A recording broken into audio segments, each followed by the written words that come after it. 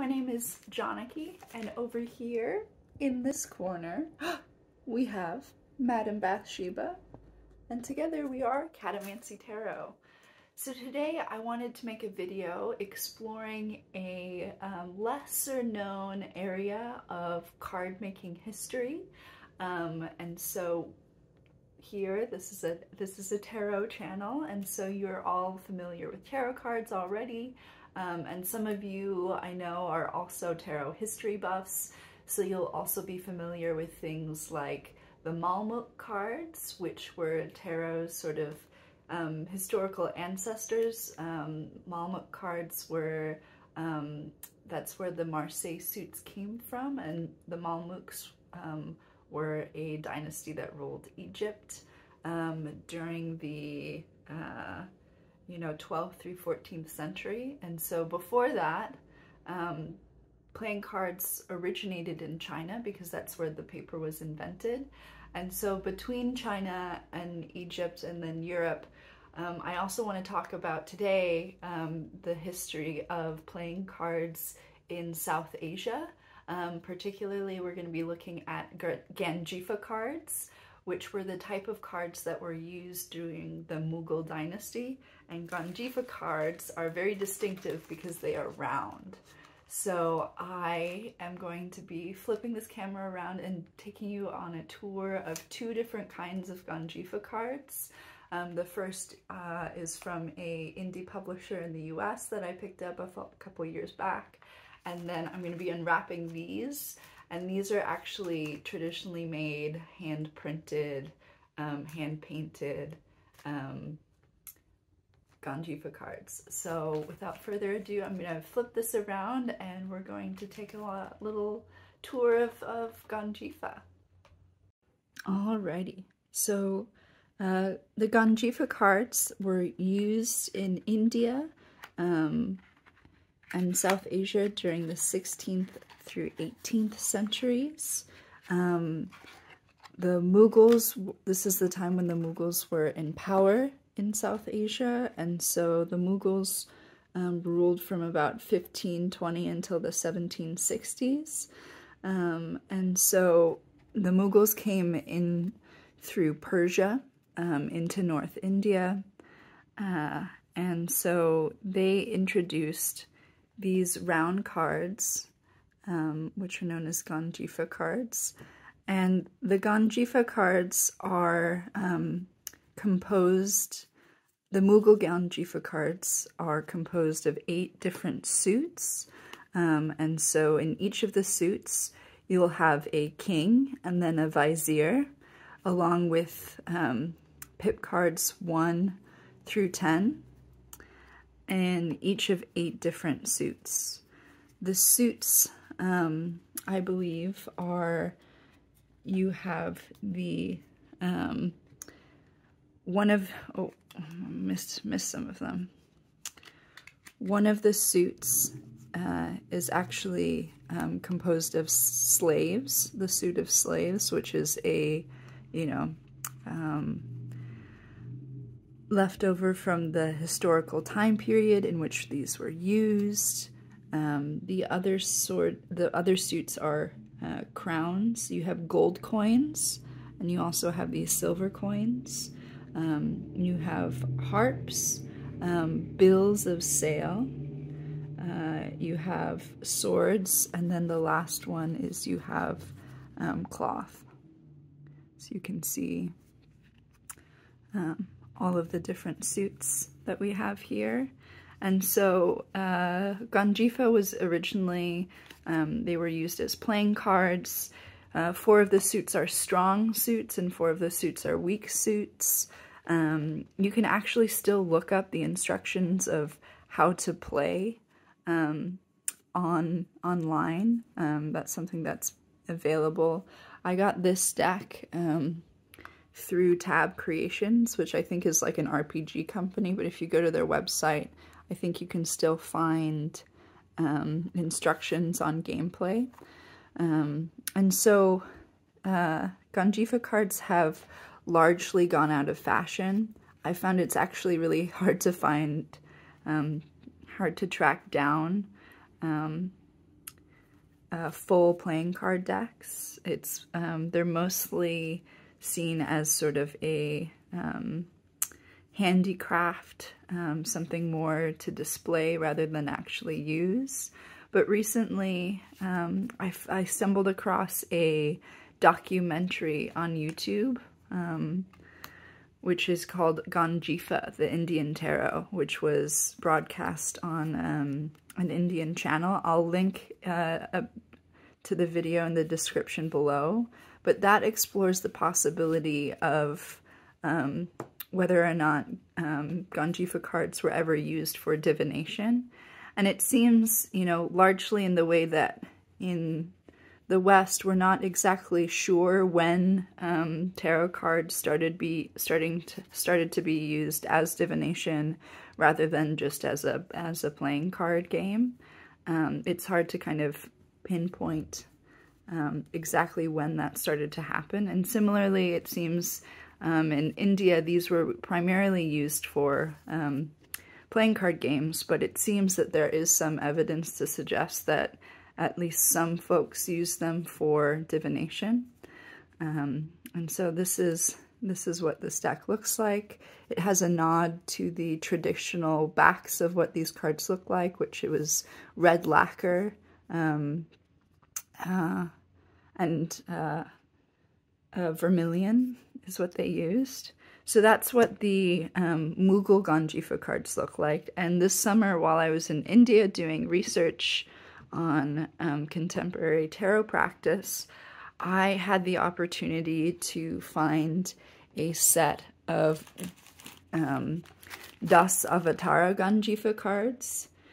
So while the Mughal Ganjifa is composed of 96 cards, a full Dashavatara Ganjifa set would actually be 120 cards.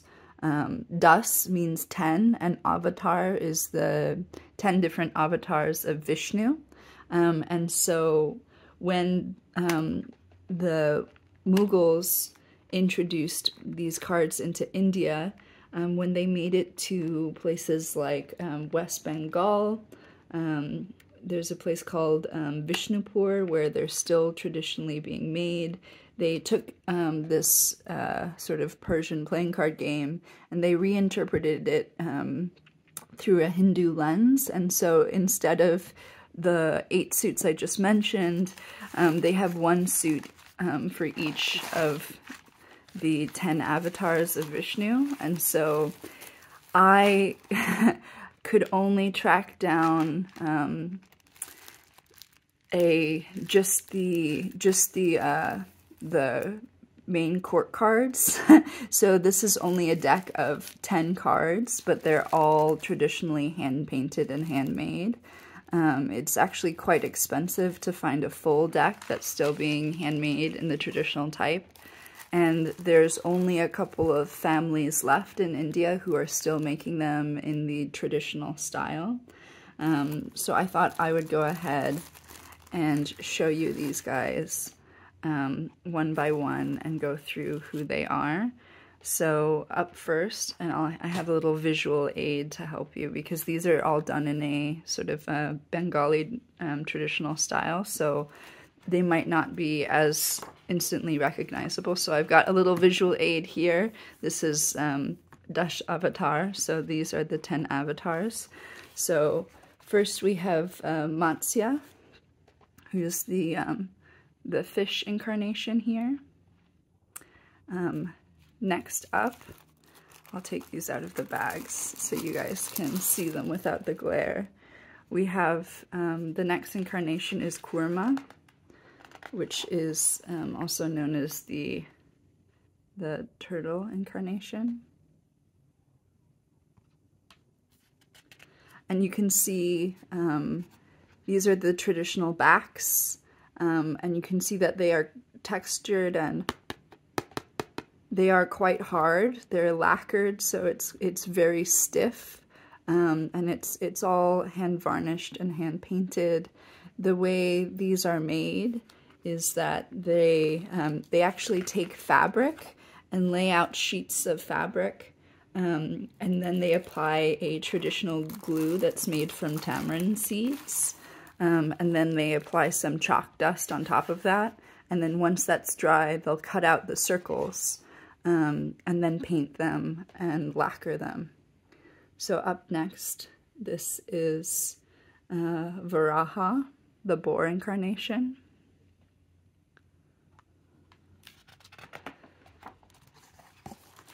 And here we have Narasingha, or Nrsingadev, the half lion, half man incarnation.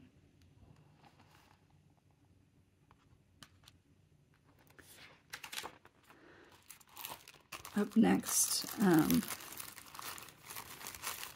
we have Vamana, who's the, let's see here, the dwarf incarnation. Then we have a little interlude in our picture book here. Up next we have, this is Parshurama. So we can see him with his axe and his beard.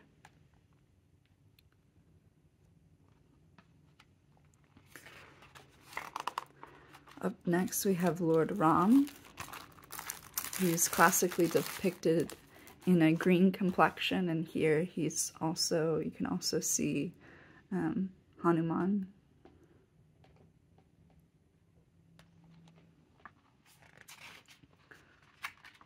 Up next we have Krishna.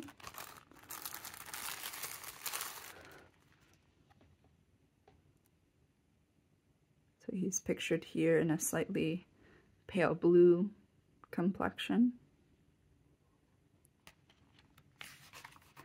So classically the next avatar of Vishnu is the Buddha, but in this particular West Bengali tradition of Ganjifa card making, instead of the Buddha you have this, I believe, is Jagannath.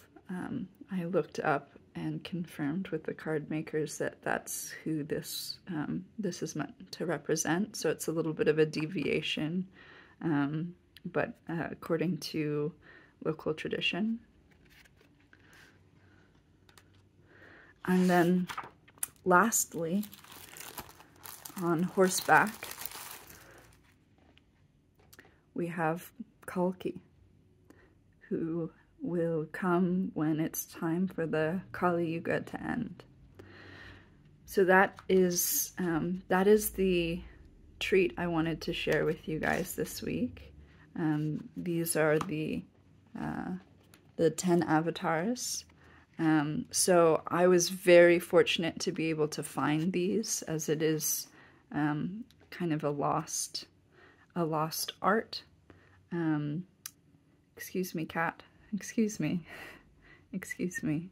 She always gets excited when I'm unpacking things.